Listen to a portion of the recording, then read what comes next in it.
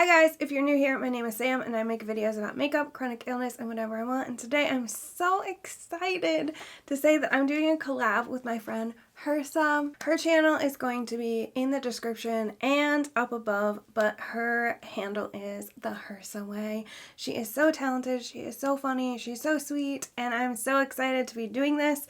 The tag that we're doing is the perfect makeup tag. I found it from Patty Alonso. I will also link that down below. She did it in collab with Morgan Turner makeup, so I'll leave all that linked below. But let's just dive right in. This was actually easier than I thought it was going to be. I had a couple products in here where I had to decide between a couple, but I was actually able to just kind of rapid fire pick out what I consider perfect makeup, which I'm happy to say my no low buy year has really helped me fine tune what my perfect makeup is, what I like, what I have in my collection. And so I think that helped me narrow down my products. So the first one is which primer creates the perfect base. I assume they mean face primer for this, but I'm going to do face and eye because I know a lot of people don't like face primer. I think Hersa is going to pick this as well, and this is the Danessa Myricks Yummy Skin Glow Serum. I use the shade Main Squeeze. There's not a huge shade difference, but they do have deeper ones if you have a deeper complexion.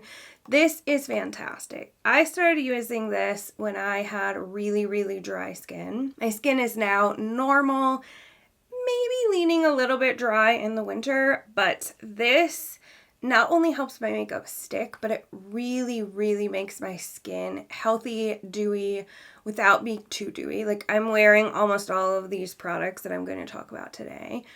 I'm wearing this under my makeup and you can see it just gives me this healthy kind of glow, and it isn't heavy, but my skin loves it. I don't know anyone who's tried this who doesn't like it, so I think this does create the perfect base for makeup. As for eye primer, a lot of people use concealer. I have deep set eyes, which means I am prone to creasing. The one thing I find that helps me with that is the Urban Decay Eyeshadow Primer Potion in Eden. Not the original. I find the original is a little too greasy. This one creates a matte finish. Unfortunately, this is only my skin tone. It doesn't come in other depths, which is kind of strange, but I think other brands make a product like this. For some reason, my concealer just doesn't create enough of like a grip. This does stay like sticky until I put that first layer of eyeshadow on. It's almost hard to blend. My concealer doesn't do that. Although I will say, if you have a concealer you recommend that does do that, please let me know down below because I would love to try that. Number 2, which foundation has the perfect base? I'm wearing it today. I wear it almost exclusively, and that is the Estee Lauder Double Wear Foundation. I am the shade 1 and 2 Ecru. I will say it is that you can see some on the back of my hand. It does pull a little peachy on me, which is just the reality of being a neutral olive undertone. I'm not golden enough for gold. That turns straight up orange on me, golden undertones generally. So this I can make work. Like you can see, there's not really a line. I do blend it down my neck, but this is the most beautiful finish for any skin. Oily skin, acne-prone skin like myself, dry skin. This makeup, I will sometimes go months just trying other products, and every time I come back to this, I'm always just like, how does my skin look so good? And I apologize that mine is so disgusting. But this is truly, in my opinion, like the holy grail foundation. It goes on medium. You can build it up to full. I don't think you can really sheer this out to light, so if you don't like medium buildable, this probably wouldn't be for you, but I truly think this is the perfect foundation. Oh, and sidebar, they have a large shade range. I do wish they would come out with a more like non-peachy neutral, like straight in the middle neutral, but I'm not going to get too picky about that. Number 3, which concealer has the perfect coverage? So for years, I used Shape Tape under my eyes, and I almost picked the one I switched to, which is the Urban Decay Quickie, but I am wearing this one under my eyes today, and I'm wearing it as a spot concealer. The NARS Soft Matte, what's the whole name? Soft Matte Complete Concealer. I have two colors because neither is my right shade. Like, the one in between this was too pink, so I just mixed these two together. This one I have plain under my eyes because it's the right shade. And this is perfect for me in the summer. But for the rest of the year, I wear these combined. And this, I don't remember where I saw it recommended. It might have been Alex Anil. I'm not sure if I'm pronouncing her name correctly, but she was showing how to like cover a pimple, and I believe she used this, and I was like, okay, well, she's a makeup artist. She knows what she's talking about. If she says this covers a blemish and it doesn't get crusty, I want to try it. I picked it up, the first shade, during one of the Sephora sales, and then I picked up another shade later on when I realized it didn't quite work for me. And this is so beautiful. As you can see, it's not dry under my eyes. I'm not getting any like flaky crusties. This is truly the perfect concealer. And you know, blemishes get dried out. This works on dry skin. It doesn't cling to anything. It doesn't crease under my eyes. I just think this is magnificent, and I will buy this as long as it exists. Hopefully it doesn't go anywhere. This is another product that I think Hersa and I are going to pick for, what number is this? Number 4. Which powder gives the perfect blur? Hourglass Veil Translucent Setting Powder. I have the mini one right here. I thought I could not use powder. I didn't see the point in powder until I tried this. I got a sample size with a Sephora order, and I was like, I understand the hype of powder, but I understand the hype of this powder. Their pressed powders are just as good. I'll talk about that kind of in a minute, like spoiler.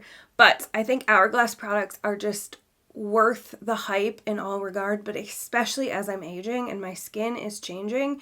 I obviously don't have mature skin yet, but I don't have 20-year-old skin either. So I'm in this middle-aged skin, and I think Hourglass really knows what they're doing for aging skin. I'm sure this looks great on young skin too, but they don't need quite as complex products because their skin is still so beautiful and perfect. But as we're aging, I think I'm going to just keep trying Hourglass products, and I have not been disappointed thus far. On that note, because this is the next one, what I think the perfect bronzer is. So they don't sell the bronzer that I got in this alone. So the bronzer is Lunar Bronze, and this is in last year's holiday palette. It's what I'm wearing today. This is, I think, the perfect neutral bronzer. Usually bronzers pull quite orange on me unless it has a yellow undertone, and I didn't want to pick one of my yellow undertone ones because I don't think that that is perfect, because again, it's pulling too yellow. This is truly the perfect neutral bronzer. I wish they would release this in a single, because when I am out of this, I might go into mourning. But to touch back on the powder I picked, I think they're pressed powders. These are the diffused lights, like they're finishing powders, I think. They're not setting powders. These are also phenomenal. Hourglass just does powders really, really well.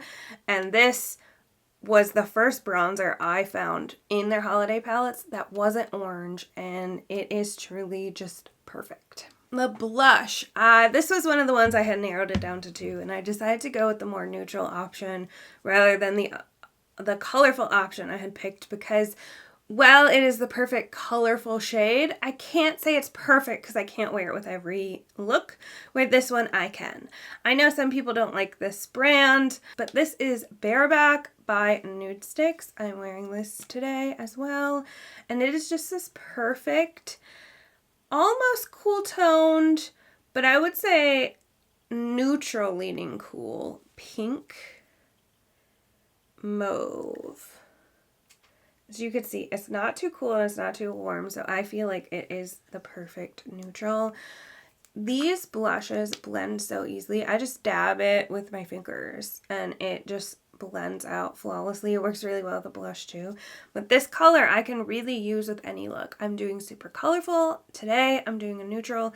It is just my perfect blush. It's also my perfect blush formula. Highlighter with the perfect finish. This was kind of hard because I almost picked Champagne Pop, but then I realized that isn't necessarily my perfect formula. That might be my perfect shade, but the RMS Beauty Living Luminizer is my perfect formula. So this is kind of, does it say what it is? I don't feel like looking it up. It's a cream, like a balm, but it doesn't stay sticky. Like it's fully dried down. Like there's no tack to it. But it just gives you this perfect lived in look. And it does come in different depths and undertones as well. I got this one like right when they launched the product, so this was the only shade they had at the time, which is kind of like the universal because it doesn't stay that white color once you blend it out. So I think it would work on anywhere from fair to probably light medium. I love how easy it just glides on tapping my finger. It looks so natural and it doesn't stay like sticky. I also really like that there's no chunks of glitter. It's not too much. So I would say that is definitely my perfect highlighter formula. Lipstick that has the perfect formula. So I'm wearing one today. And I'm sure if you've been here for a minute or you follow me on Instagram, you guess that I'm going to go with Charlotte Tilbury. I'm wearing Pillow Talk, and this is my favorite lipstick shade if I had to pick one. But all the lipstick formulas I think are fantastic. To touch back on what I said during the Hourglass is I think Charlotte Tilbury is really good for aging skin. I tend to get dry lips, especially if I'm wearing like matte lipstick. My lips get kind of like crusty and look like very gross, I guess. There's no nicer way to say that. They just look kind of gross. But with Charlotte Tilbury lipsticks, that does not happen. Even though they are matte, they are comfortable and I don't get like, obviously I have lines on my lips, but it doesn't look like crumbly, crinkly. And so I will continue to buy that formula. I have obviously Pillow Talk, which is my favorite lipstick shade of all time, but I have a couple of unique colors and I do plan to, as I retire some other lipsticks, replace them with Charlotte Tilbury just because I'm so happy with the formula. Which palette has the perfect shimmers? So I'm kind of cheating here. Maybe. I picked two, one maybe cheating and one not. So I built this, essentially, Clionadh Cosmetics. They're singles, but like I picked these out. So I'm wearing Ferric, which is this one, on my eyes today. You can't really pick up the shift. Oh, there you go. So it's this one all the way on the end. There we go. Clionadh makes the best shimmers. So any palette that has their shimmers in it, I'm going to pick. But if we don't want to count that one, I did make myself pick like an actual already made eyeshadow palette with shimmers. And it is the Scooby-Doo Creeps and Crawls palette. I went through and I could have picked Pat McGrath, but that I felt like was just kind of obvious, maybe. Maybe the Clionadh is obvious, I don't know. But I love Glam Light shimmers, but this palette in particular, of all the ones I have, probably have the best shimmers. They're just absolutely beautiful. They're so buttery. There's not too much fallout. Like, there's a lot of fallout in shades just like this. That's just kind of the reality of it. But these are so shiny and pigmented and glittery, and I just love it. I love all the Glam Light shimmers, but something about Creeps and Crawls is absolutely the best in my collection that isn't singles and that isn't Pat McGrath. However, did you think I wasn't going to mention Pat McGrath in Perfect Beauty? No, that would be mistaken. Which palette has the perfect color story? I immediately knew it was going to be Pat McGrath, but I had it narrowed down to two. My heart went with this one, but I wanted to think of some other ones. And this is Bronze Seduction, which I'm wearing on my lids today, the mattes. I feel like this is gonna close on us. I feel like this is the perfect palette because there's everything in here. You have kind of warm, but then you can cool it down. Like I cooled these eyes down, but you could have left it warm. So you have warm and cool. You have some warm options, but then some cool options, or like a neutral. I feel like I can truly get the most looks out of this, but every look I create, I get compliments on, and I feel so beautiful when I wear this palette. Feel beautiful when I wear all of my makeup, but there's just something about this that's just like effortless. I don't have to work hard, and everything that comes out of it is just magical. So this is definitely my perfect color story because I can do a little bit of everything. And that is my perfect makeup. I want to say thank you so much for watching, and thank you to Hersa for collabing with me. Please go watch her video if you haven't already. If you're coming from her video, thank you. I hope you liked this video. If you did, please give it a thumbs up. Consider subscribing if you haven't already, and I will see you guys next time.